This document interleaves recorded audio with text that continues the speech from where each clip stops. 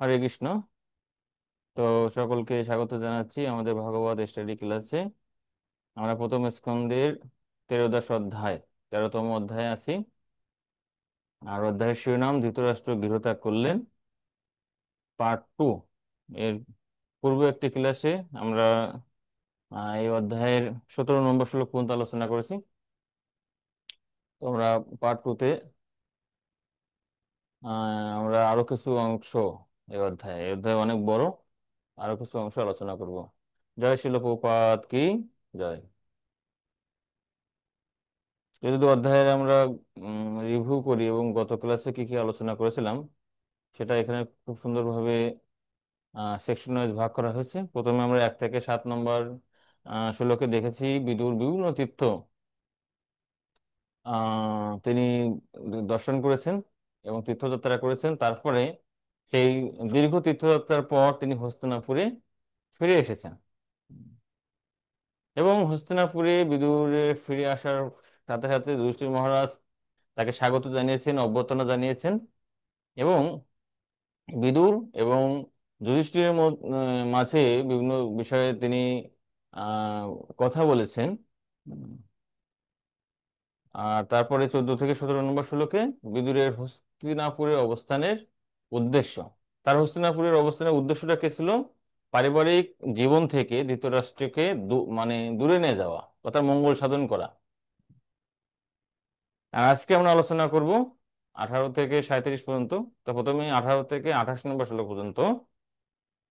এখানে ধৃতরাষ্ট্রকে বিদুরের ভর্ৎসনা তিনি অনেকভাবে, ঠিক আছে, ধৃতরাষ্ট্রকে বুঝিয়েছেন যে ভয় আপনাকে এখানে গ্রাস করছে। তারপরে কাল একসময় সকলে মৃত্যুবরণ করতে হয়, সেটি আপনার মৃত্যু আপনার খুব সন্নিকটে আছে। হুম।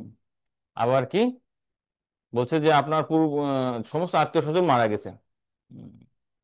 এবং আপনিও কিছুদিনের মধ্যে মারা যাবেন, কারণ বার্ধক্যের লক্ষণগুলো আপনার মধ্যে দেখা যাচ্ছে।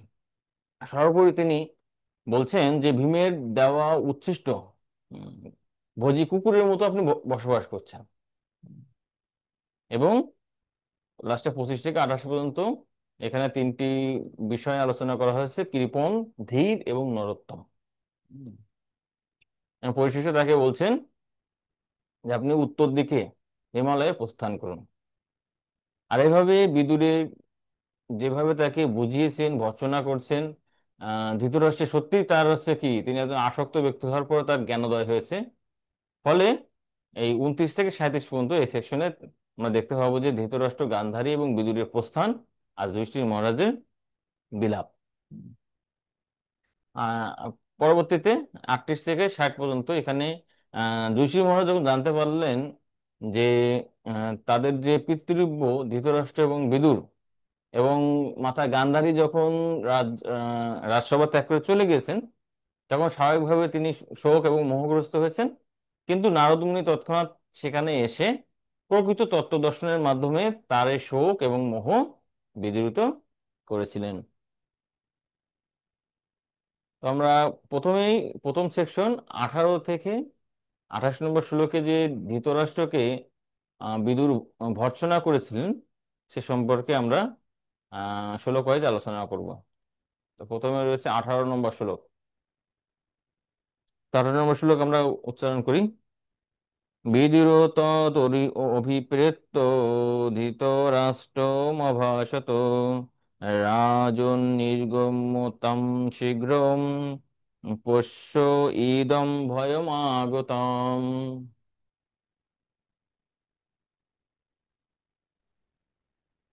হরে কৃষ্ণ। মহাত্মা বিদুর এই সমস্ত বিষয়ে অবগত ছিলেন এবং তাই তিনি ধৃতরাষ্ট্রকে বললেন, হে রাজন, শীঘ্রই আপনি এখান থেকে বেরিয়ে পড়ুন আর বিলম্ব করবেন না। দেখুন মহাভয় কিভাবে আপনাকে আচ্ছন্ন করেছে। হরে কৃষ্ণ। হরে কৃষ্ণ। তো আমরা যদি এর পূর্বের শ্লোক 17 নম্বর শ্লোক, সেখানে দেখেছি যে পরীক্ষিত মহারাজের জন্ম এবং তার যে ভবিষ্যতে পরীক্ষিত মহারাজ কিভাবে রাজ্য শাসন করবেন, তার সুনাম যশ বা সমগ্র জীবন এর ভবিষ্যৎবাণী সম্পর্কে ব্রাহ্মণরা বলছেন। এবং হঠাৎ 17 নম্বর শ্লোকে বলছেন যে যারা গৃহ পরিবারের প্রতি আসক্ত, ঠিক আছে, তারা কখনো বুঝতে পারে না কিভাবে কাল তাদেরকে অতিক্রম করে চলে যায়। আর তার ধারাবাহিকতায় এই 18 নম্বর শ্লোকে বিদুর ধৃতরাষ্ট্রকে বলছেন যে যেহেতু ধৃতরাষ্ট্র, তারও কিন্তু কাল বা সময় কিন্তু ঘনিয়ে আসছে বা কাল অতিক্রম করে যাচ্ছে, তাই তিনি ধৃতরাষ্ট্রের কাছে গিয়ে তিনি বলছেন, বিদুরও তদ অভিপ্রেত। বিদুর, মহাত্মা বিদুর এই সমস্ত বিষয়ে অবগত ছিলেন। মানে 17 নম্বর শ্লোকে আমরা বলছিলাম যে হঠাৎ করে পরীক্ষিত মহারাজের জন্ম, তার মহিমা, এই ভবিষ্যৎবাণীর মাঝে কিভাবে উম কালের কথা আসলো, বিষয়াসক্ত ব্যক্তির কথা আসলো। কারণ পরীক্ষিত মহারাজ এবং যুধিষ্ঠির উভয়ের মধ্যে কেউই বিষয়ের প্রতি আসক্ত ছিলেন না। তো প্রকৃতপক্ষে সেটি একটা লিঙ্কিং শ্লোক ছিল। হ্যাঁ, সেটি বলে সেখানে বলা হচ্ছে যে সেখানে বিদুরকে এখানে হচ্ছে আনা হয়েছে। আর বিদুর কি করছেন, যে আহ, বিদুর আহ, তখন ধৃতরাষ্ট্রকে এখানে বলছেন, ঠিক আছে, যে বিদুর তৎ অভিপ্রেত, বিদুর এই বিষয়ে জানতেন, কালের ক্রিয়া তিনি জানতেন। ধৃতরাষ্ট্রম অভাসত, ধৃতরাষ্ট্রকে তিনি বললেন, রাজম নির্গম্যতাম শীঘ্রম, হে রাজন আপনি খুব দ্রুতই এই রাজপ্রাসাদ ত্যাগ করুন। পশ্যদম ভয়ম আগতম, আপনি কি যে ভয় আসছে, এখানে ভয় বলতে কিসের ভয়? মৃত্যু ভয়। এটা কি দেখতে পাচ্ছেন না? তো শিল প্রভুপাদ তাৎপর্য এখানে এই রাজন শব্দের ব্যাখ্যা প্রদান করছেন। না, রাজন নির্গম্যতম শীঘ্রম, যে হে রাজন আপনি দ্রুতই এখান থেকে বেরিয়ে পড়ুন। তো রাজন শব্দটি ব্যবহার করার কারণ কি? প্রকৃতপক্ষে বিদুর এখানে রাজন শব্দটি ব্যবহার করছেন কারণ ধৃতরাষ্ট্র প্রকৃতপক্ষে রাজা ছিলেন না। যদিও তিনি বংশের জ্যেষ্ঠ পুত্র, আর বংশের যিনি জ্যেষ্ঠ পুত্র পুত্র হন তাই তো রাজা হওয়ার কথা, কিন্তু তিনি ছিলেন জন্মান্ধ। তাই যখন পাণ্ডু তিনি দেহ ত্যাগ করেন, তখন সৌভাগ্যক্রমে কিছুদিনের জন্য তিনি কার্যনির্বাহী রাজা হন।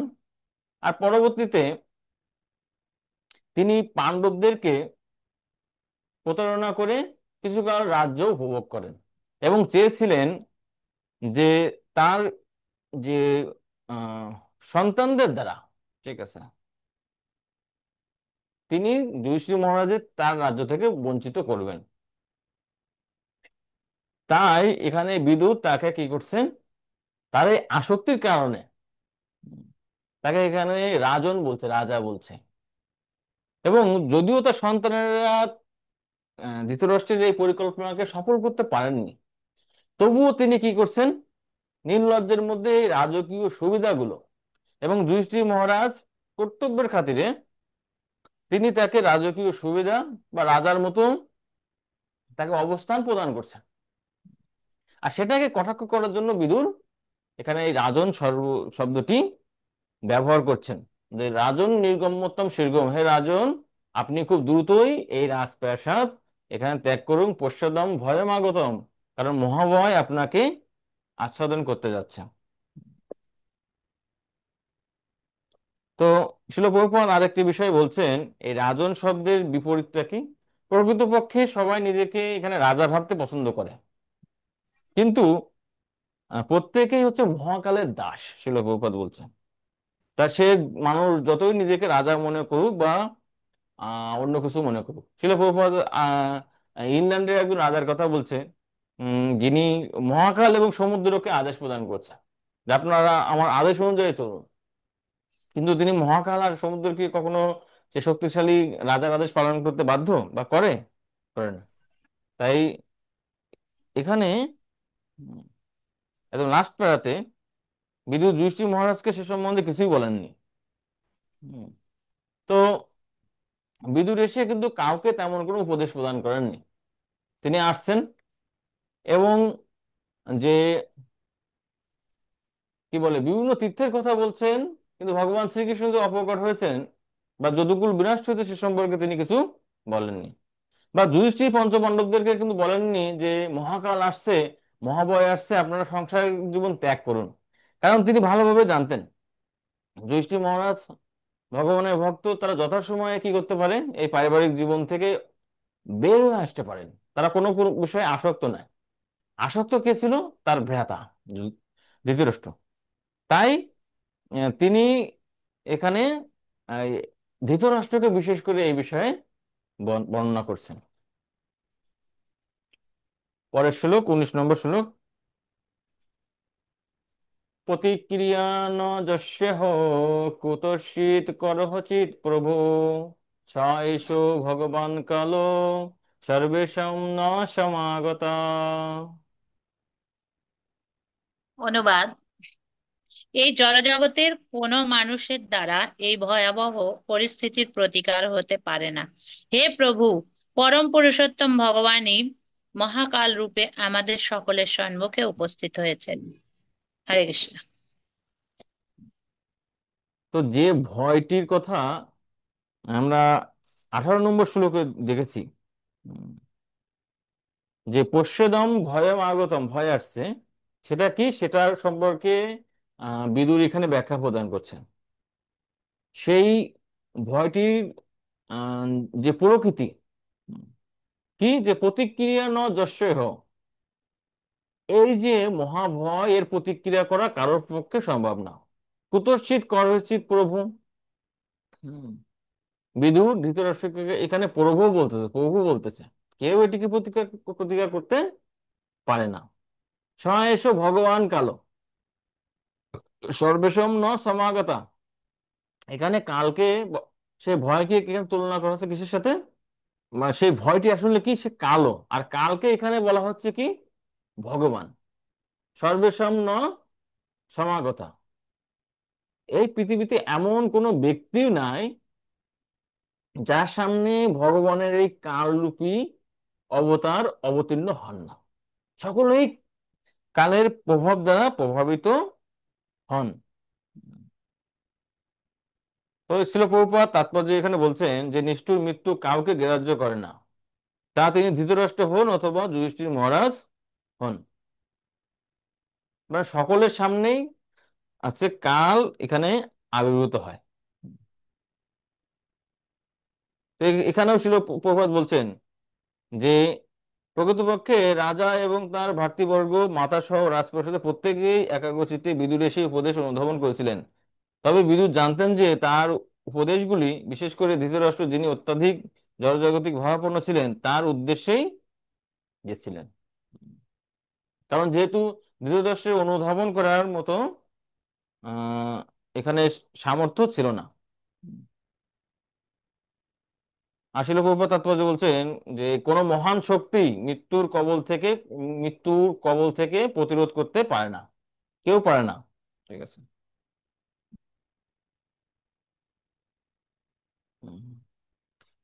তো এখানে শিল প্রভুপাদ আরেকটি বিষয় বলছেন 2 নম্বর প্যারাতে, যে যখন এইভাবে কালের যে প্রভাব, ঠিক আছে, এখানে বর্ণনা করছেন, তো বিদু ধৃতরাষ্ট্র হয়তো বিদুরকে বলতে পারেন যে আহ, এই কাল থেকে কি মুক্তির কোনো উপায় নাই? কারণ পূর্বে তিনি এরকম যতবারই সমস্যায় পড়ছেন, তিনি বিদুরকে ডাকছেন যে এই বিদুর, আপনি বলুন কিভাবে এই সমস্যা থেকে আমি উত্তরণ হতে পারে। তাই বিদুর ভালোভাবে জানতেন হয়তো এই কাল থেকে বাঁচার জন্য, মৃত্যু থেকে বাঁচার জন্য হয়তো কোনো প্রতিকার জানবেন। তাই শুরুতেই, ঠিক আছে, তিনি বলছেন প্রতিক্রিয়া না যশস্বী। ঠিক আছে, এই কাল থেকে প্রতিকার পাওয়ার কোনো উপায় নেই। এই জড়জগতের কোনো ব্যক্তি বা কোনো উপায়ের দ্বারা মৃত্যুকে প্রতিহত করা যায় না। সব থেকে যিনি চেষ্টা করছেন, কি আমরা শাস্ত্রে জানি যে শিলপ্রপাত বলছেন, সেই ব্যক্তিগত হিরণ্যকশিপু, তিনি কতভাবে এই মৃত্যুকে প্রতিহত করার চেষ্টা করছেন। আলটিমেটলি তিনি মৃত্যুকে প্রতিহত করতে পারেননি। আর সেটাই এখানে বিদুরজি আমাদের রাজা রাজন ধৃতরাষ্ট্রকে বলছেন। পরের শ্লোক, 20 নম্বর শ্লোক। যেন চ এব অভিপন্ন অয়ং প্রাণৈ প্রিয়তমৈ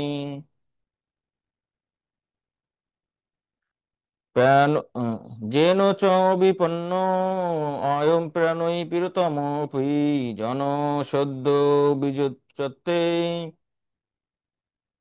কিমুত অন্যে ধন আদিবি। হরে কৃষ্ণ।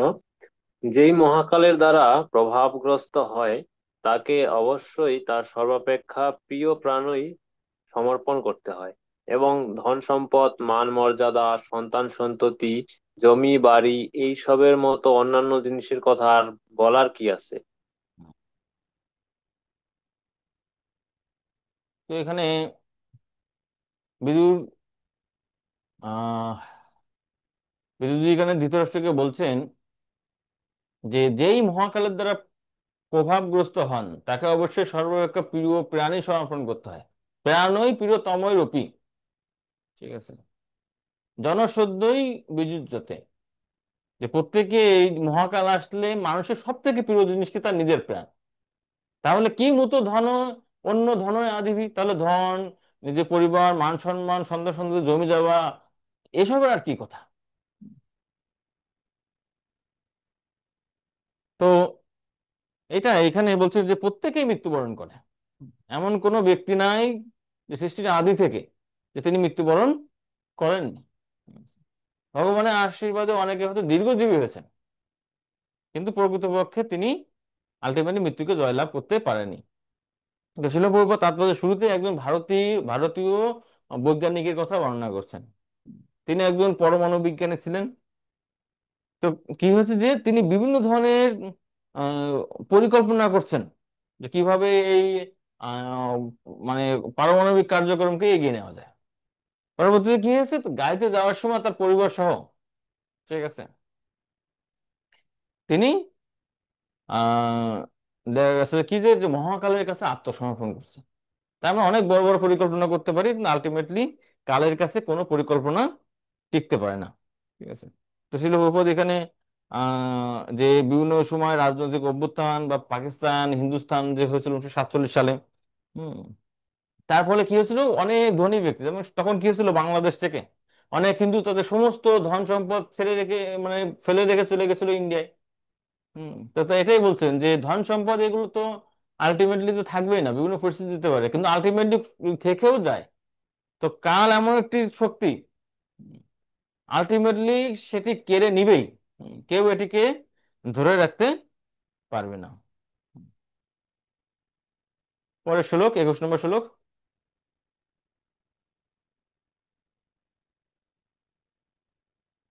পিতৃভাতি সুহৃৎপুত্রা হতাস্তে বিগতম বয়ম আত্ম চ জরয়া গ্রস্তম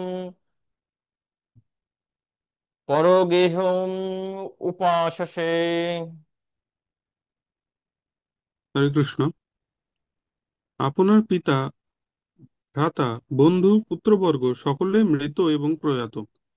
আপনি নিজেও আপনার জীবনের বেশিরভাগ সময় অতিবাহিত করেছেন।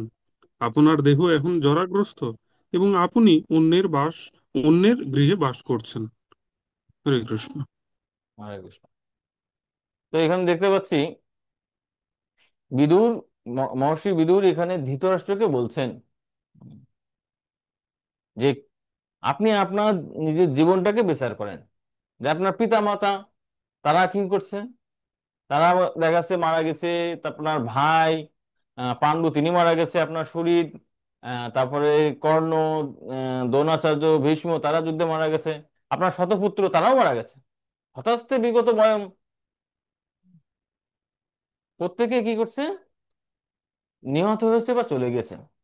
আর আত্মাচা জরাগ্রস্ত, আর আপনি আপনার নিজের দিকে তাকান, আপনিও মারা যাবেন। কারণ কি, আপনার জরাগ্রস্ত, আপনিও বৃদ্ধ হয়ে গেছেন।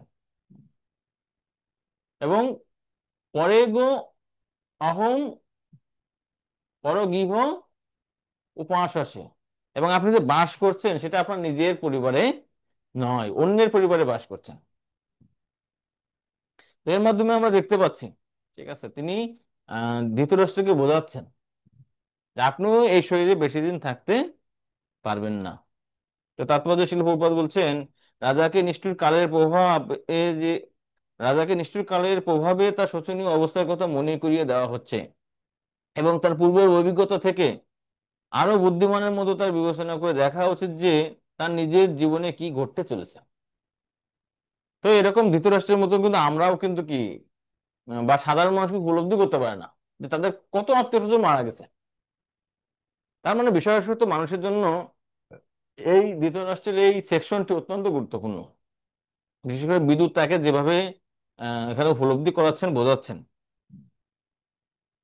তো শিলাপ্রভুপাদ বলছেন, আর এই সমস্ত প্রতিকূলতা সত্ত্বেও তিনি ভেবেছিলেন যে তিনি অনেকদিন বেঁচে থাকবেন। কিন্তু বিদুরের মতো জ্ঞানী ব্যক্তি তিনি বুঝতে পারেন, ঠিক আছে, যে তার সময় আসন্ন হয়েছে। তো তিনি যে জরাগ্রস্ত হয়েছেন, বার্ধক্যগ্রস্ত হয়েছেন, সে সম্পর্কে এই 22 নম্বর শ্লোকে বিদুরজি আরো বিস্তারিত বলছেন। অহো পুরৈব বোধির মন্দোপজ্ঞাংশ সম্প্রাপ্তম বিশিন্ন দন্ত মন্দাগ্নি স্বরাগ কফম উদ্বহন। হরে কৃষ্ণ। অনুবাদ। আপনি জন্মকাল থেকেই অন্ধ এবং সম্প্রতি আপনার শ্রবণ শক্তিও হ্রাস পেয়েছে। আপনার স্মৃতিশক্তি দুর্বল হয়ে পড়েছে এবং বুদ্ধি ভ্রংশ হচ্ছে। আপনার দন্তরাজি জীর্ণ হয়েছে। আপনার যকৃতের ত্রুটি ঘটছে এবং আপনার কাশির সঙ্গে সশব্দে কফ নির্গত হচ্ছে। হরে কৃষ্ণ। তো এখানে ধৃতরাষ্ট্র তো মনে করছেন তিনি হয়তো অনেকদিন বাঁচবেন, এজন্য গিরের প্রতি বা রাজপ্রাসাদের প্রতি তার আসক্তি ছিল। তো বিদুর এখানে বলছেন যে না না না, আপনার মধ্যে বার্ধক্যের বা একজন মৃত্যু আসন্ন ব্যক্তির, মুমূর্ষু ব্যক্তির সমস্ত বৈশিষ্ট্যগুলো প্রকাশ পাচ্ছে। তো কি কি বৈশিষ্ট্য রয়েছে? যে অহৈ পুরৈব বধির, যে আপনি জন্মগ্রহণ করছেন অন্ধ হয়ে, আর এখন কি হয়েছে, বধির, আপনি ঠিক মতো শুনতেও পারেন না, বৃদ্ধ বয়সে শ্রবণ শক্তি কমে যায়। মন্দ প্রজ্ঞা, আপনার যে বুদ্ধি ছিল সেগুলো এখন চলে গেছে, আপনি ঠিক মতন কোনো কিছু ভাবতেও পারেন না বা বলতেও পারেন না। সম্প্রতম, সাম্প্রতি। বিশিন্ন দন্ত, এবং আপনার দাঁতগুলো কি হয়েছে, সেগুলো জরাজীর্ণ হয়েছে। মন্দাগ্নি, আপনি যদিও বহু কষ্ট করে কিছু আহার করেন কিন্তু সেগুলো ঠিক মতো হজম করতে পারেন না, আপনার হজম শক্তি কমে গেছে। স্বরাগ কফম উদ্বহবন, এবং আপনি যখন কাশি দিচ্ছেন সাথে কি আপনার কফ নির্গত হচ্ছে। তো এই সমস্ত বিষয়গুলো আপনি দর্শন করে বুঝতে পারবেন যে খুব দ্রুতই আপনি মারা যাবেন। তো এটা হচ্ছে কি, তিনি বোঝাচ্ছেন যে কিভাবে একজন ব্যক্তি, ভগবান কি করেন, মৃত্যুর পূর্বে কিন্তু সিগন্যাল দেন। উম, তো একজন ব্যক্তি এরকম ভগবানকে বলছেন আহ যে তুমি একটু হরিনাম করো। তো তিনি বলছেন যে না, হরিনাম তো শেষ সময় করলেই হয়, আপনি ভগবদ গীতাতে বলছেন। তো ভগবান বলছেন যে ঠিক আছে, তুমি যদি এখনই না করো তাহলে তুমি হয়তো শেষ সময় নাও করতে পারো। তখন বলছে যে হে ভগবান, আপনি আমাকে স্মরণ করে দিবেন, তাহলে আমি মৃত্যুর সময় এই করবো। এভাবেই লোকটি তিনি তার কাজকর্মে মগ্ন রয়েছেন এবং তিনি ভগবানকে স্মরণ করতে পারেননি। তখন ভগবানের কাছে গিয়ে বলছেন, আপনি আমাকে কেন আহ আপনাকে স্মরণ করার কথা মনে করে দেননি? তখন বলছে, আমি প্রথমেই বিভিন্ন ভাবে তোমাকে মানে স্মরণ করে দিয়েছি। আর সেগুলো কি, যে তোমার দুই একটা করে দাঁত পড়ছে, তোমার কালো চুলগুলো সাদা হয়েছে, তোমার চোখের জ্যোতি কমে গেছে, ভালোভাবে তুমি শুনতে পাওনি, মানে ধৃতরাষ্ট্রের যে এই অবস্থা। কিন্তু এগুলো হচ্ছে আমাদের কি ভগবান কর্তৃক বিভিন্ন সংকেত, যে আমাদের চলে যাওয়ার সময় হয়েছে। হুম। তাই অন্তত এই সময়ে উচিত কি, উচিত জীবনের শুরু থেকেই ভগবানের ভক্তি করা। আর অন্তত পক্ষে এই শেষ সময়ে ভগবান যখন সংকেতগুলো দেন সেগুলো তো অবশ্যই আমাদের গ্রহণ করা উচিত। তাই এখানে ধৃতরাষ্ট্র বলছেন যে এইভাবে আপনি যদি এগুলো যদি বিচার করেন, বার্ধক্যের লক্ষণ সমূহ, আপনি খুব দ্রুতই দেহত্যাগ করতে যাচ্ছেন। তাই এগুলো বিচার করা আপনার কর্তব্য।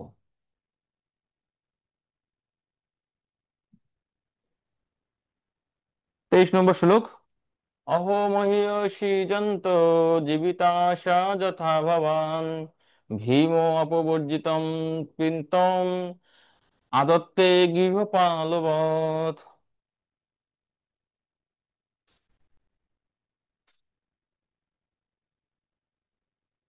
হরে কৃষ্ণ। আহা, কোন জীবের বেঁচে থাকার আশা কি বলবতী? যথার্থই আপনি ঠিক একটা পোষা কুকুরের মতোই বেঁচে রয়েছেন, আর ভীমের দেওয়া উচ্ছিষ্ট অন্ন গ্রহণ করছেন।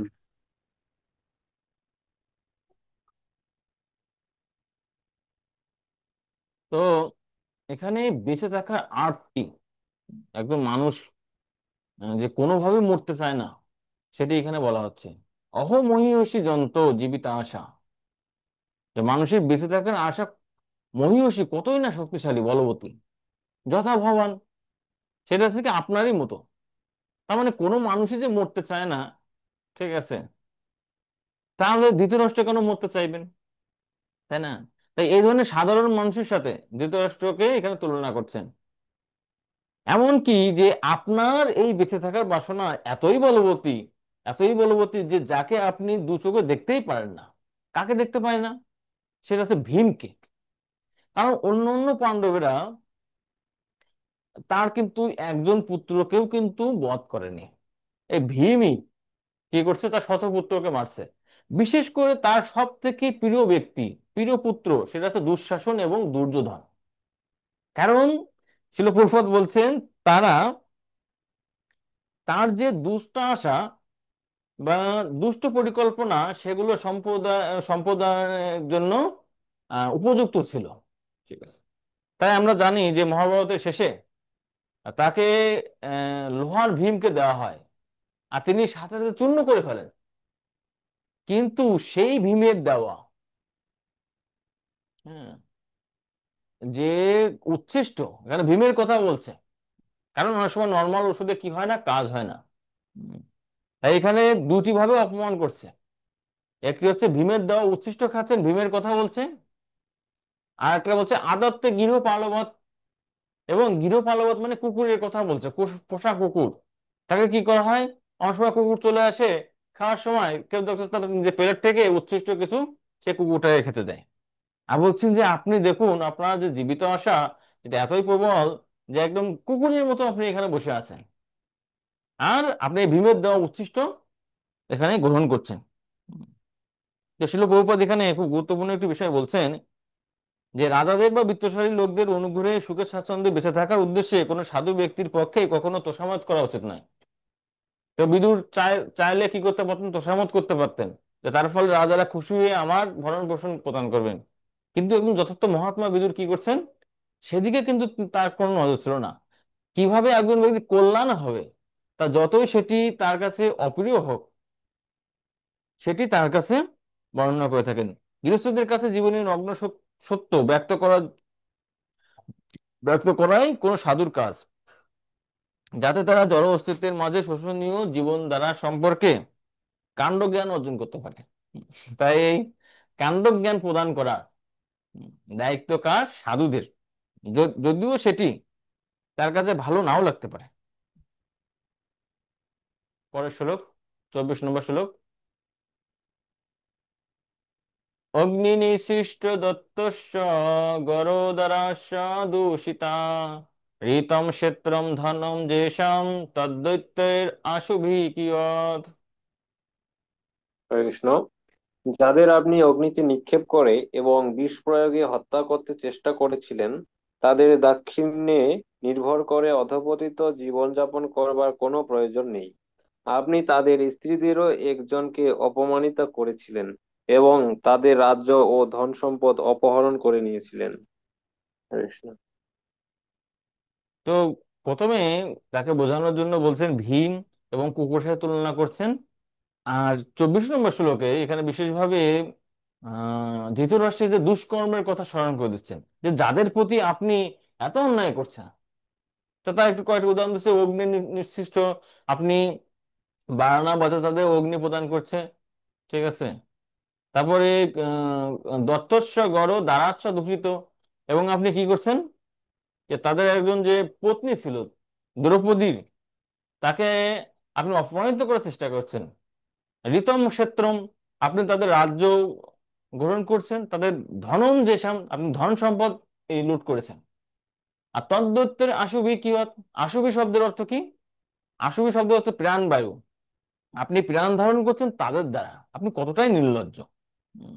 তো এভাবে তাকে বিভিন্ন ভাবে বোঝানোর চেষ্টা করছেন। তো শিল প্রভুপাদ এখানে তাৎপর্য তৃতীয় প্যারাতে এটা সুন্দর কথা বলছেন যে দাপর যুগের শেষে হয়তো একটি পরিবারে একজন মাত্র ধৃতরাষ্ট্র ছিল, কিন্তু এখন ধৃতরাষ্ট্র কি রয়েছেন, প্রতিটি ঘরে ঘরে ধৃতরাষ্ট্র আছে। এবং আমরা যদি দেখতে পাই বৈদিক বিধান অনুসারে জীবনের শেষে পঞ্চশ ঊর্ধ্বেদ বনম ব্রজেত, তার মানে 50 বছরের বেশি হয়ে গেলে কি করা উচিত, বানপ্রস্থ নেওয়া উচিত। তো এখন কি কেউ দেখা যায় কেউ কাউকে বানপ্রস্থ নিতে বা সংসার জীবন ত্যাগ করতে? না, দেখা যায় না। তাই এই ধরনের বিদুরের মতো মহাত্মার খুব বেশি দরকার, যারা প্রতিটি মানে গৃহে গৃহে গিয়ে এই ধৃতরাষ্ট্র রূপী বিষয়াসক্ত ব্যক্তিদেরকে এই অন্ধকূপ থেকে উদ্ধার করতে সক্ষম হন। পরের শ্লোক।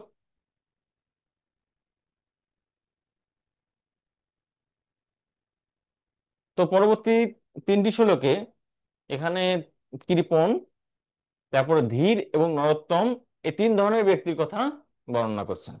তো প্রথম 25 নম্বর শ্লোকে কৃপণ ব্যক্তির সম্পর্কে বর্ণনা করছে। তস্যাপি তব দেহ অয়ং কৃপণস্য জিজীবিষ করোতি অনিচ্ছত জীর্ণ জরয়া বাসসীব। হরে কৃষ্ণ।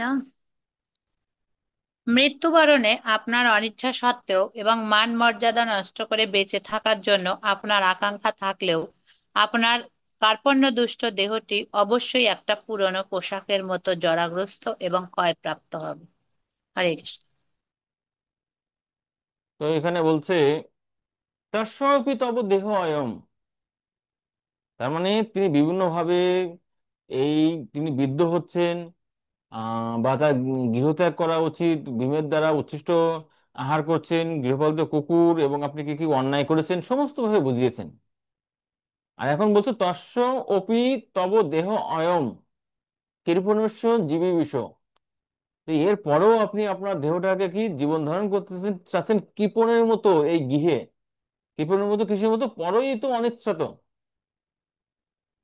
যে আহ আপনার মান মর্যাদা ত্যাগ করে, ঠিক আছে, আপনি সেই পরের দ্বারা, হুম, পরের দ্বারা যে জিনিসগুলো আপনাকে দেওয়া হচ্ছে সেগুলো গ্রহণ করছেন, পরেই তো অনিচ্ছাত জীর্ণ জরয়া বাসসীব।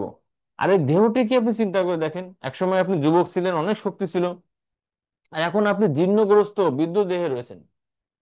আর এটি কি একটা পুরনো উম, পোশাকের মতো ক্ষয়প্রাপ্ত হচ্ছে। ভগবদ গীতাতে যদি বলা হচ্ছে বাসাংশী জীর্ণানি যথা বিহায়, আপনার এখন এই কাপড়টি পুরানো হয়ে গেছে, আপনার ত্যাগ করে নতুন বস্ত্র গ্রহণ করা উচিত, আর আপনি সেটাকেই আঁকড়ে ধরে আছেন। তাই কেউ আসলে তার দেহটাকে ত্যাগ করতে চান না, কৃপণের মতো সেটাকে আঁকড়ে ধরে থাকেন।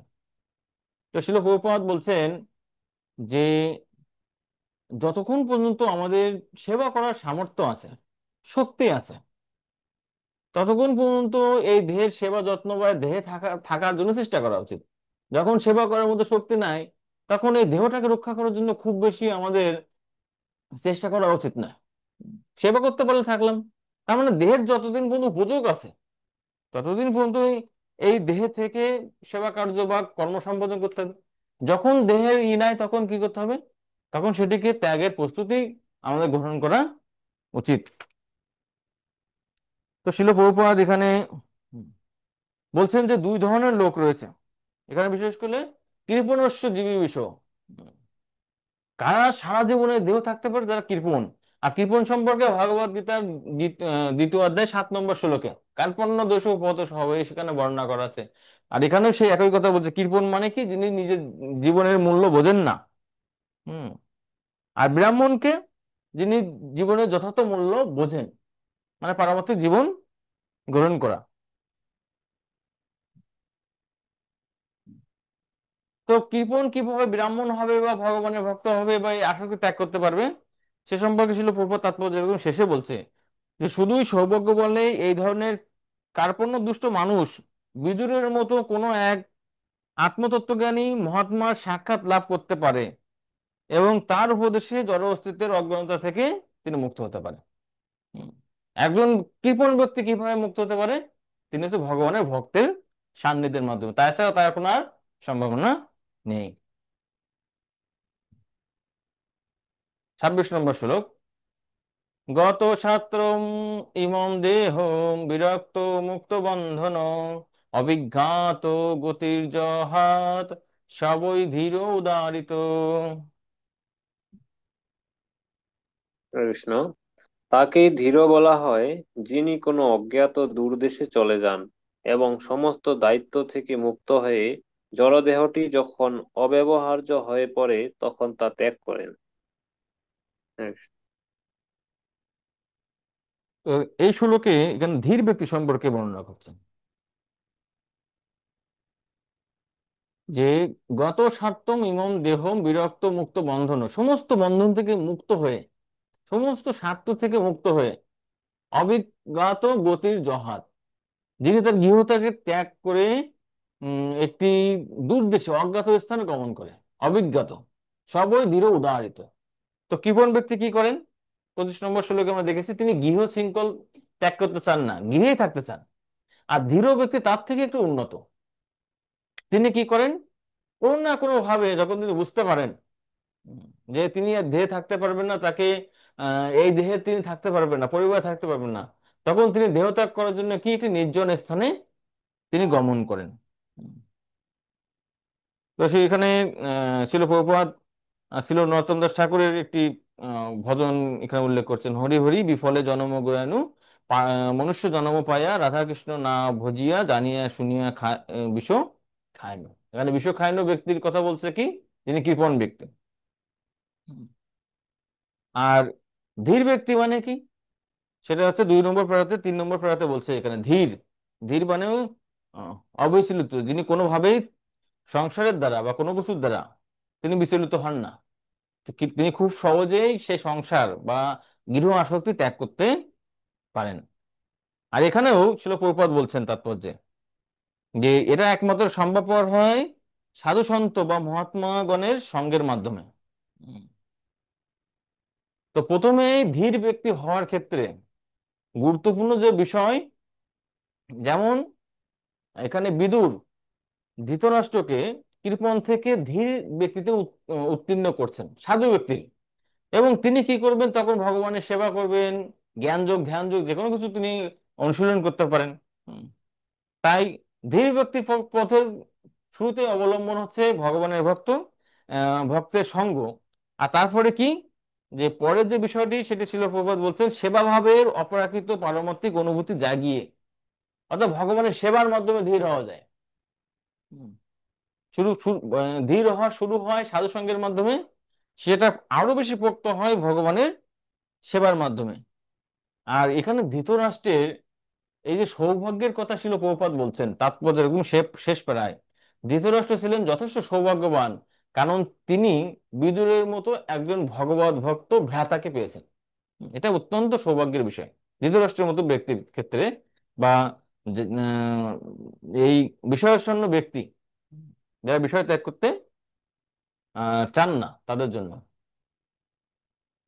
আর 25, 26, 27, 25 নম্বর শ্লোকে বলছে কৃপণ ব্যক্তি সম্পর্কে, 26 নম্বর শ্লোকে ধীর ব্যক্তি সম্পর্কে, আর 27 নম্বর শ্লোকে এখানে ভগবানের যে উনি উত্তম ভক্ত, ঠিক আছে, বা ভগবানের শুদ্ধ ভক্ত তার সম্পর্কে বর্ণনা করছেন। তিনি হচ্ছে নরোত্তম। ইয় সকাত পরতো বেহ জাত নির্বেদ আত্মবান হৃদি কীত্বা হরিঙ্গেহাত প্রব্রজেত স নরোত্তম। হরে কৃষ্ণ। অনুবাদ: যিনি নিজের উদ্যোগকে বা অন্যের কাছ থেকে শুনে আত্মজ্ঞান সম্পন্ন হয়ে ওঠেন এবং এই জড় জগতের অলীক মায়া আর দুঃখ দুর্দশা উপলব্ধি করেন এবং তাই গৃহত্যাগ করে পরিপূর্ণ ভাবে তার হৃদয়স্থিত পরম পুরুষোত্তম ভগবান শ্রীহরিতে ভরসা রাখেন, সুনিশ্চিতভাবে তিনি নরোত্তম। হরে কৃষ্ণ। হুম, হরে কৃষ্ণ। এখানে বলছে য সকাত পরত বেহ জাত নির্বেদ আত্মবান। তো এখানে য সকাত, সকাত মানে কি নিজের ইচ্ছায় বা নিজের কোনো হয়তো সুযোগ সুবিধা বা আত্ম উপলব্ধির মাধ্যমে তিনি নরোত্তম হতে পারেন বা ভগবানের ভক্ত হতে পারেন। পরত বাহ্য অথবা পরের দ্বারা, এমন হতে পারে যারা ভগবানের ভক্ত হয় সে হয়তো নিজের কোনো উপলব্ধির মাধ্যমে ভগবানের ভক্ত হয়, অথবা কোনো সাধুর কৃপার মাধ্যমে হতে পারেন। কিন্তু এই কৃপা বা নিজের উপলব্ধি যাই বলা হয়, জাত নির্বোধ আত্মবান, তিনি আত্মতত্ত্ব জ্ঞানে অধিষ্ঠিত হয়েছে এবং জাত নির্বোধ জড় আসক্তি ত্যাগ করছেন। হৃদি কীর্ত হরিং গেহাত, এবং হৃদয়ে তিনি ভগবানকে ধারণ করছেন। পুরব্রজেত স নরোত্তম, এবং এভাবে তিনি গৃহ ত্যাগ করে তিনি হচ্ছে নরোত্তম। তো শিল প্রভুপাদ এখানে বলছেন তিন ধরনের পারমার্থবাদী রয়েছে। প্রথম শ্রেণীর ব্যক্তি হচ্ছে পারমার্থবাদী, তিনি হচ্ছে ধীর। ধীর বলতে কি, তিনি পরিবারকে ত্যাগ করে তিনি কি হন, হয়তো তিনি ধ্যান করছেন ভগবানের, উম, পূর্ণরূপে কিন্তু ভগবানের তিনি এই নরোত্তম বা উন্নত ভক্তের মতো না, কিন্তু তবুও তিনি চেষ্টা করছেন হম ভগবানের ভক্ত হতে বা মুক্তি লাভ করার জন্য। আর দ্বিতীয় শ্রেণীর ব্যক্তি কি, যে হতাশ, মানে হতাশ হয়ে যিনি মুক্তির জন্য যিনি সংসার ত্যাগ করেন। আর তাকে বলা হচ্ছে এখানে জ্ঞান যোগী বা নির্বিশেষ আরাধনাকারী। এই এক শ্রেণীর ব্যক্তি আছে, সন্ন্যাসী আছে। আর তিন নম্বর শ্রেণী হচ্ছে ভগবানের ভক্ত, যিনি শ্রবণ কীর্তনের মাধ্যমে সর্বদাই ভগবানের সেবা করে থাকেন। তো শ্রীল প্রভুপাদ বলছেন, অর্থাৎ এই শুদ্ধ ভক্তের সান্নিধ্যেই ভগবানের দিব্য নাম, গুণ, লীলা, পরিকর, বৈশিষ্ট্য ইত্যাদি সম্বন্ধে শ্রবণ এবং কীর্তন করে ভগবত ভক্তি অনুশীলন করা উচিত। এবং এই অনুশীলন ভক্তের লক্ষ্য লাভের ঐকান্তিক অনুপাত অনুসারে তার ভগবত চেতনা জাগ্রত করে। তাই এটাই হচ্ছে সর্বোত্তম পন্থা, নরোত্তম।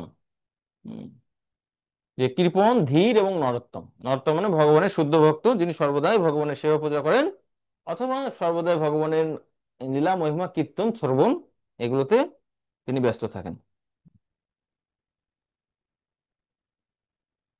28 নম্বর শ্লোকে হম এখানে বর্ণনা করা হচ্ছে যে ধৃতরাষ্ট্রের মতন একজন ব্যক্তির পক্ষে কিন্তু এই নরোত্তম হওয়া সম্ভব না সাথে সাথে। ঠিক আছে, তাই তিনি তাকে ধীর হওয়ার পরামর্শ দিচ্ছেন। অথোদাচিতম দিশু জাতু শৈরগাত গতির্ভবান, ইতো অর্বক প্রায়শ কালো পুংসাম গুণ বিকর্ষণ।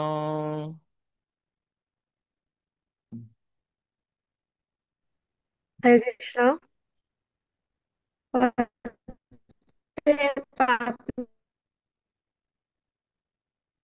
আপনি অনুগ্রহ করে আপনার আত্মীয় স্বজনদের অজ্ঞাতসারে উত্তর দিকে গমন করুন, কারণ দীর্ঘ এমন একটি সময় আসে যার প্রভাবে মানুষদের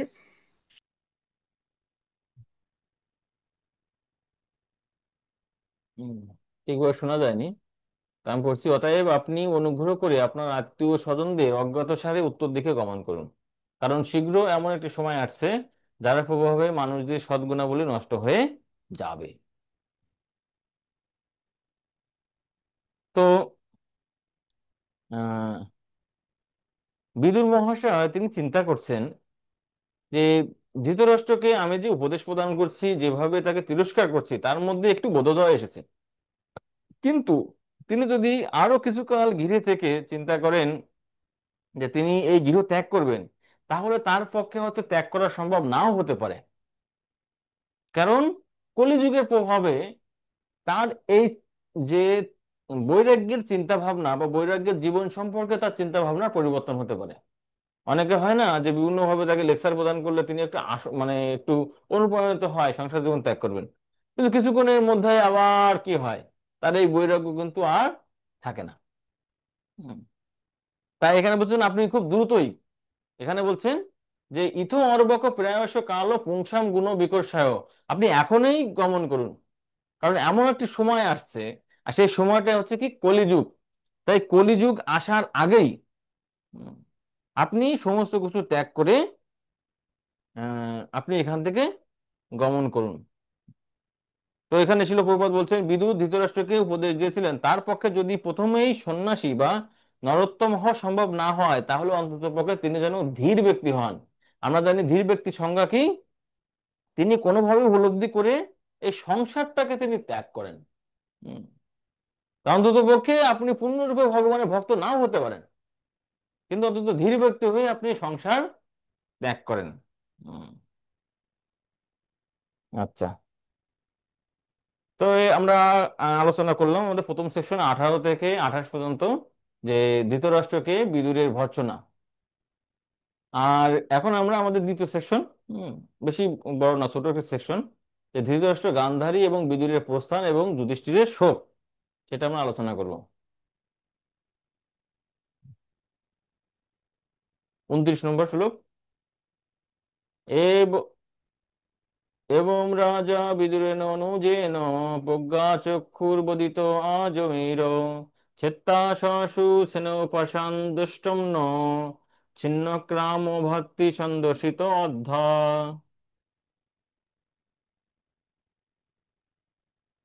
হরে কৃষ্ণ। অনুবাদ।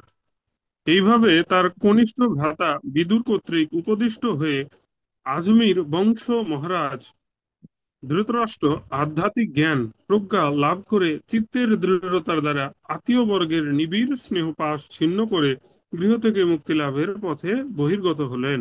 হরে কৃষ্ণ। হরে কৃষ্ণ। তো এই শ্লোকে ধৃতরাষ্ট্রের শক্তির কথা বর্ণনা করছে। এখানে তার শরীরের শক্তির কথা বর্ণনা করছে না। তার এখানে যে বিদুর তাকে যে পারমার্থিক জ্ঞান প্রদান করছে, সেই জ্ঞানের দ্বারা বলীয়ান হয়ে ধৃতরাষ্ট্র শক্তির কথা বলছেন, যে তার মতন একজন বিষয়াসক্ত ব্যক্তিও সমস্ত বিষয় ত্যাগ করে তিনি কি করছেন, যে চিত্তা শেষ্য স্নেহ পাষাণ, স্নেহের বন্ধনের দ্বারা বা বিষয়াসক্তি দ্বারা তাকে যে বেঁধে রাখা হয়েছে সেগুলো তিনি ছেদন করতে সক্ষম হয়েছে এই শক্তির দ্বারা। নিষ্কাম ভারতী সন্দর্শিত অধ্যা, তিনি সমস্ত কিছু ত্যাগ করে তিনি কি করছেন, তিনি সামনের দিকে এগিয়ে গিয়েছেন। হুম। তো এখানে শিল প্রভুপাদ খুবই গুরুত্বপূর্ণ একটি বিষয় বলছেন। বিশেষ করে শ্রী চৈতন্য মহাপ্রভু বলছেন যে লবমাত্র সাধু সঙ্গ সর্বসিদ্ধি হয়, সেই সাধু সঙ্গের শক্তির কথা বলছেন। আর সেই বিষয়টিকে বোঝানোর জন্য, আরো মহিমান্বিত করার জন্য তিনি কি করছেন, নিজের একটি বাস্তব দৃষ্টান্ত প্রদান করছেন। তিনি বলছেন যে আমাদের ব্যবহারিক জীবনের অভিজ্ঞতা থেকে আমরা নিঃসংকোচে বলতে পারি যে কৃষ্ণ কৃপা শ্রীমতী ছিল ভক্তি সিদ্ধান্ত সরস্বতী গোস্বামী মহারাজের সাথে মাত্র কয়েক মিনিটের সঙ্গ প্রভাবে না পেলে আমার পক্ষে ইংরেজি ভাষায় ভাগবত বর্ণনা করা সম্ভব হতো না। হুম। তেমন দেখেন, মাত্র কয়েক মিনিটের সঙ্গ তার গুরুদেবের সাথে ছিল, প্রভুপাদ সেটাকে স্মরণ করছেন। হুম। তো তিনি বলছেন, সেই বিশেষ সময়ে তার সঙ্গে যদি সাক্ষাৎকার না হতো, তা হলে হয়তো আজ আমরা বিপুল ব্যবসায়ীতে পরিণত হতে পারতাম। তিনি বলছেন, আমি হয়তো কোনো হয়তো বিজনেস ম্যাগনেট হতে পারতাম। আমরা জানি যে শিল প্রভুপাদের ব্যবসা অনেক কিন্তু ভালো ছিল। হুম। ওষুধ কোম্পানি শিল প্রভুপাদ ছিল একটা ছোটখাটো, কিন্তু যদি তিনি আরো মনোযোগ সহকারে এই পারমার্থিক জীবন বাদ দিয়ে করতেন, তাহলে তিনি অনেক ধনী হতে পারতেন। হুম। তাই এখানে সেটাই এখানে বলছেন যে সাধু সঙ্গের কি প্রভাব, যে বিদুরের মতন একজন ব্যক্তির, এবং শিল প্রভুপাদ নিজের জীবন থেকে বলছেন। হুম। যে কিভাবে তিনি এই তার গুরুদেবের সঙ্গ প্রভাবের দ্বারা এতভাবে প্রভাবিত হয়েছিলেন। আর এভাবে সাধু সঙ্গের মাধ্যমে কি করা যায়, মায়ার বন্ধন থেকে মুক্ত হওয়া যায়। এখানে শিল প্রভুপাদ সুন্দর একটি উপমা প্রদান করছেন। এই যে জগৎ হচ্ছে মহামায়া, এবং এই মহামায়াকে তুলনা করছে মেঘের সাথে। আর সেটি কি করে, আকাশকে, ঠিক আছে, মানে ঢেকে রাখে। আর যখন সূর্য ওঠে তখন আস্তে আস্তে ধীরে ধীরে সেটা বৃষ্টি আকারে নেমে আসে, তখন চারিদিকে সবুজ মানে গাছগাছালিতে হয়ে যায়, তখন মানুষ সেই গাছগাছালি সেই মেঘের প্রতি বৃষ্টির প্রতি আসক্ত হয়। হুম। কিন্তু প্রকৃত বিষয় কি, সেগুলো কিন্তু কালের প্রভাবে কিন্তু ধ্বংস হয়ে যায়। কিন্তু প্রকৃতপক্ষে এই যে মহান আকাশ তারকারাজি, তারা কিন্তু কখনো নিঃশেষ হয় না। তাই বলছেন এই জড়জগতের এই সমস্ত বৃষ্টি, মেঘ, গাছপালা এগুলো হচ্ছে ক্ষণস্থায়ী, আর প্রকৃত স্থায়ী বস্তু হচ্ছে আকাশে যে তারকারাজি রয়েছে। তাই এই জড়জগতের ক্ষণজ স্থায়ী বিষয়কে এখানে মহামায়া বা জড় বিষয় বলছে, আর আকাশের বিভিন্ন বস্তুকে পার্মানেন্টলি যেগুলো থাকে সেগুলোকে বলছেন চিৎ জগৎ সম্পর্কে।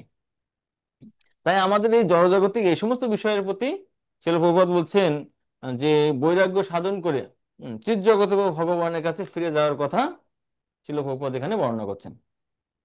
30 নম্বর শ্লোক। পতিম প্রয়ান্তম সুবলস্য পুত্রী পতিব্রতা চ অনুগাম সাধ্যি হিমালয়ম নাস্ত দন্ত পুরুষম মনস্বিনানাম ইব শত সম্প্রহার।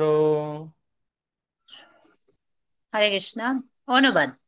যুদ্ধে তীব্র আঘাত পাওয়া সত্ত্বেও প্রশান্ত চিত্ত যোদ্ধার মতো সন্ন্যাস দণ্ড অবলম্বনকারী সন্ন্যাসীদের আনন্দদায়ক যে হিমালয় পর্বতমালা, সেই অভিমুখে তার পতিকে গমন করতে দেখে গন্ধাররাজ সুবলের কন্যা পতিব্রতা সাধ্বী গান্ধারী তার অনুগামিনী হলেন। হরে কৃষ্ণ।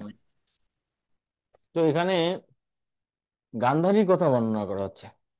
তিনি দেখছেন পতিম প্রয়ান্তম, প্রতিদেব কোনো কিছু না বলে তিনি উত্তর দিকে বলছেন, আপনি বিদুর বললো না আপনি উত্তর দিকে গমন করেন, তিনি উত্তর দিকে গমন করছেন। আর তখন সুবর্ণস্য পুত্রী, তো গান্ধারী মাতার পিতার নাম ছিল সুবল, তাই সুবর্ণস্য পুত্রী মানে সুবলের, মহারাজ সুবলের কন্যা পতিব্রতা চ অনু জগাম সাধ্বী, সাধ্বী রমণী পতিব্রতা গান্ধারী, তিনি তার পতিকে অনুসরণ করছেন। তো এখানে ছিল প্রভু তাৎপর্য বলছেন সুন্দরভাবে যে একজন আদর্শ পতিব্রত নারী, ঠিক আছে, সেগুলো বৈদিক সময়ে দেখা যেত। তারা স্বেচ্ছায় এমনকি যে সর্বদাই স্বামীকে অনুসরণ করতেন, পতিকে ফলো করতেন, তার আদেশ নির্দেশ পালন করতেন। এমনকি এই গান্ধারের সাথে সাথে ছিল প্রভুপাদ এখানে আরেকজন পত্নীর কথা বলছেন, তিনি হচ্ছে কি লক্ষ্মী দেবী, সীতা দেবী। রামচন্দ্র যখন বনে গমন করেন তখন কিন্তু তিনি গমন করেছিলেন। তো বিদুর ধৃতরাষ্ট্রকে ত্যাগ বৈরাগ্যের আশ্রম অবলম্বন করার উপদেশ দিয়েছিলেন, এবং গান্ধারী সেই সময় তার পথির পাশে ছিলেন। তাই তিনি তাকে যখন ইচ্ছে তখন তাকে অনুগমন করেছিলেন। আচ্ছা, তো এখানে আরেকটি বিষয় বলছেন যে হিমালয়ম নস্তত্ব দণ্ড প্রহাস্যম, তারা গমন করেছিলেন কোথায়? হিমালয়। আর হিমালয়কে কারা পছন্দ করেন?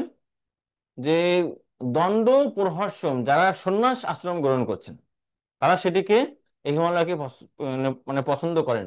ঠিক আছে, মনস্বিনাম ইব সম্প্র আরো। ঠিক আছে।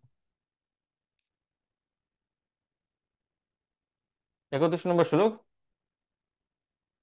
অজাত শত্রু কৃতময়িত হুতাগ্নি বিপ্রান্নতাতিল গো ভূমি রুক্মৈ গৃহম প্রবিষ্ট গুরুবন্দনায় ন চা পশ্চাৎ পিতরৌ সৌবলম চ। হরে কৃষ্ণ।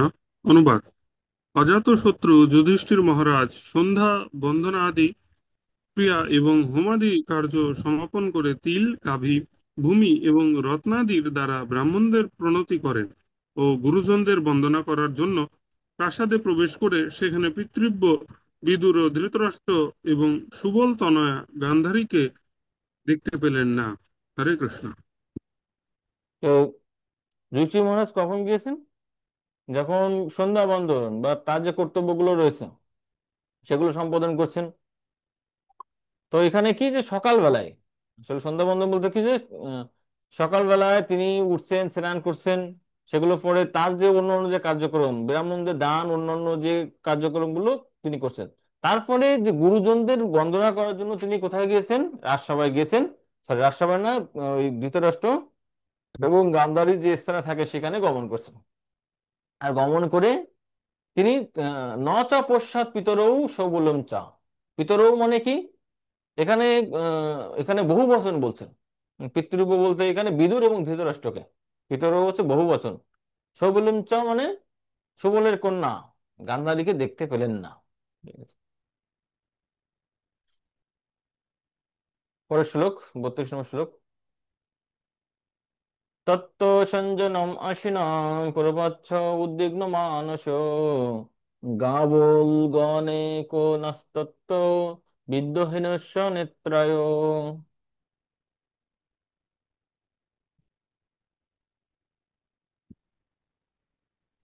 হরে কৃষ্ণ। উদ্বিগ্ন চিত্তে যুধিষ্ঠির সেখানে সঞ্জয়কে সমুপবিষ্ট দেখে জিজ্ঞাসা করে করলেন করলেন, হে সঞ্জয়, আমাদের বৃদ্ধ এবং অন্ধ পিতৃব্য কোথায়? হরে কৃষ্ণ। সঞ্জয় ছিলেন হচ্ছে ধৃতরাষ্ট্রের সেক্রেটারি। তাই যখন তিনি কোথাও খুঁজে পাচ্ছেন না, তখন তিনি সঞ্জয়ের কাছে গমন করে তার সম্পর্কে জানতে চেয়েছেন। তো 32 থেকে 34 শ্লোক পর্যন্ত আহ যুধিষ্ঠির মহারাজ সঞ্জয়ের কাছে ধৃতরাষ্ট্র, গান্ধারী এবং বিদুরের সম্পর্কে জিজ্ঞাসা করছেন। অম্বাচ হত পুত্রাত্রা পিতৃব্য ক গত সুরিত ওপি মই কিত প্রজ্ঞে হতবন্ধু সভাজয়া আংশ সমান সমলম গঙ্গায়াম দুঃখিত অপতত। হরে কৃষ্ণ। আমাদের পরম আত্মীয় হল্লু বিদুর এবং হতপুত্র শোকাকাতর মাতা গান্ধারী বা কোথায় গিয়েছেন? আমার জ্যেষ্ঠ তাত ধৃতরাষ্ট্র তার পুত্র এবং পুত্রদের মৃত্যুতে অত্যন্ত বিরহ কাতর। নিঃসন্দেহে আমি অত্যন্ত অকৃতজ্ঞ। তিনি কি আমার সেই অপরাধের নিদারুণ ক্ষুব্ধ হয়ে তার পত্নী সহ গঙ্গায় আত্মবিসর্জন দিলেন? হরে কৃষ্ণ। হরে কৃষ্ণ। তো এখানে বলছেন যে আসলে তিনি খোঁজ খবর নিচ্ছেন তারা কোথায়। এবার তিনি সন্দেহ মানে চিন্তা করছেন তারা কি আমার প্রতি আসলে রাগ করে কি গঙ্গায় গমন করে তারা কি আত্মহত্যা করছেন। তো এখানে শিল প্রভুপাদ তাৎপর্য বলছেন, উম, তিনি নিজেকে কি করছেন এখানে অকৃতজ্ঞ মনে করছেন। উম, যে ধৃতরাষ্ট্র তার জন্য বা তাদের যে 5 ভাই তার মাথার জন্য তিনি চিন্তা করছেন, কত কিছু করছেন। উম, আর সে তুলনায় তিনি কিছুই করতে পারেননি। তো এখানে বলছে অকৃতজ্ঞ প্রজ্ঞে। তো ভক্ত কি করেন যে অপর একজন ব্যক্তি তার প্রতি হয়তো কত অন্যায় করছেন সে সম্পর্কে চিন্তা করেন না, কিন্তু তিনি যদি তার অপরিহার্য দায়িত্বের জন্য কিছু সম্পাদন করেন, তার জন্য যদি কোনো অনর্থ হয়ে যায়, তার জন্য তিনি নিজেকে দায়ী করে থাকেন। তাই তারপরে লাস্ট লাইনে দেখেন, কোনো ভগবত ভক্ত কখনোই অন্যের দোষ খোঁজেন না, কেবল নিজের দোষ ত্রুটিগুলোই খোঁজেন এবং যতদূর সম্ভব নিজেকে সংশোধন করেন। আর এটাই হচ্ছে যুধিষ্ঠির মহারাজ বা ভগবানের ভক্তের জীবন থেকে আমাদের গ্রহণ করার মূল বিষয়। 34 নম্বর শ্লোক। পিতর পিতরৌ উপরত পাণ্ডৌ সর্বান্ন সুহৃদ শিশুন আরক্ষতাম ব্যসন্নত পিতৃব্যৌ ক গতাবিত। হরে কৃষ্ণ।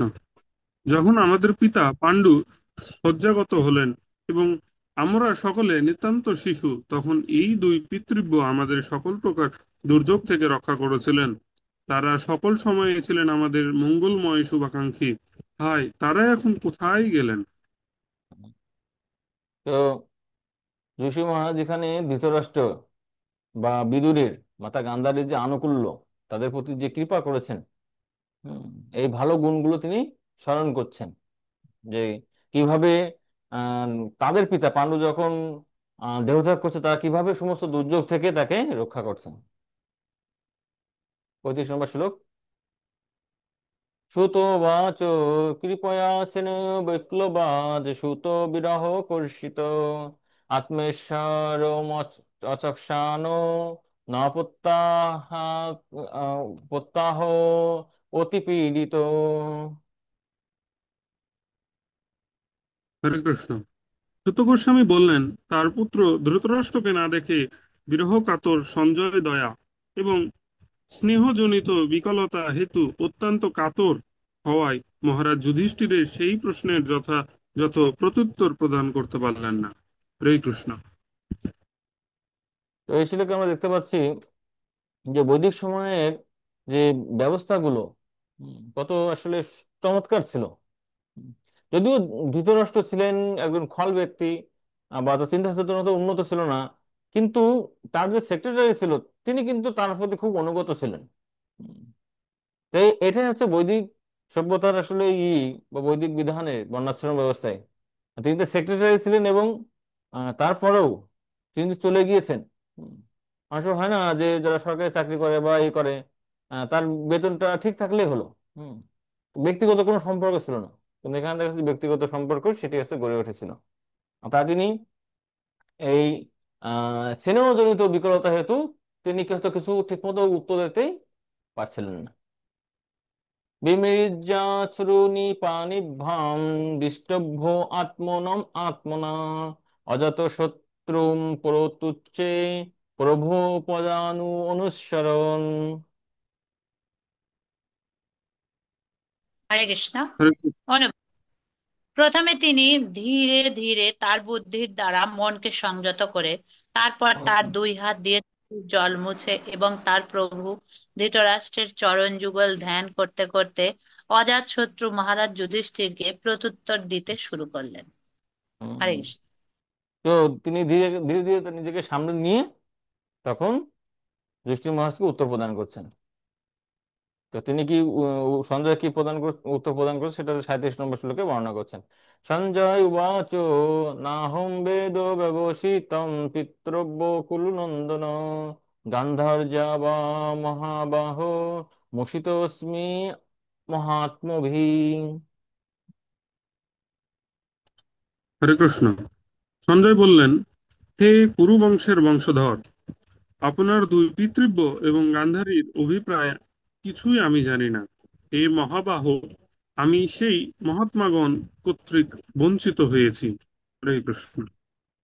তো সঞ্জয় অবশ্য জানতেন না, তখন তিনি দেখছেন তারা নাই, তিনি বুঝতে পারছেন। হুম। তাই তিনি এখানে বলছেন মুষিত অস্মি মহাত্মভি, আমি সেই মহাত্মাদের দ্বারা বঞ্চিত হয়েছি। তো শিল প্রভুপাদ এখানে এই মুষিত অস্মি, বঞ্চিত হয়েছি, এই কথাটি বলছেন যে মহাত্মাগণ আবার কি বঞ্চনা করতে পারেন, ছলনা করতে পারেন? হ্যাঁ, ছলনা করতে পারেন। কখন? যখন কোনো মহান উদ্দেশ্যে তিনি ছলনা করতে পারেন।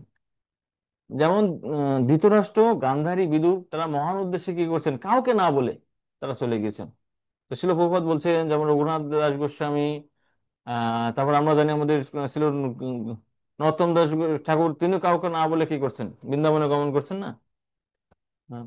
তো সনাতন গোস্বামী জেলের যে ছিল কারারক্ষী, তাকে বঞ্চনা করে তিনি বৃন্দাবনে গমন করছেন। তাই মহান উদ্দেশ্যে মহাত্মারাও কি করতে পারে, বা ভগবানের সেবার জন্য এই ধরনের বঞ্চনাগুলো করতে পারেন। শিল প্রভুপাদ বলছেন আহ তোমরা আমাকে কি মনে করো তোমাদের জীবনে? তখন তারা বলছেন যে আপনি আমাদের জীবনের সব, আপনি আমাদের জন্য এত কিছু করছেন। তখন বলছে না, আমি তোমাদের ক্ষেত্রে ছলনা করেছি। ছলনাটা কি? যে তোমরা কৃষ্ণ ভক্ত হতে চাওনি, কিন্তু আমি ছলনা করে তোমাদেরকে আমি কৃষ্ণ ভক্তে পরিণত করেছি। তাই এটাই হচ্ছে মহাত্মার হচ্ছে কাজ। মহাত্মারা প্রয়োজনে ছলনা করতে পারেন। তো হরে কৃষ্ণ, আগামী ক্লাসে পড়ে আসবেন 38 থেকে 60 নম্বর শেষ অংশ, দ্বিতীয় সে গৃহত্যাগ করলেন, পার্ট 3। সামনের ক্লাসে আমরা আলোচনা করব। জয় শিল প্রভুপাদ কি, উপস্থিত গৌর জয়। ভক্তমন্ডলী কি, নিতাই গৌর প্রেমানন্দে হরি হরি।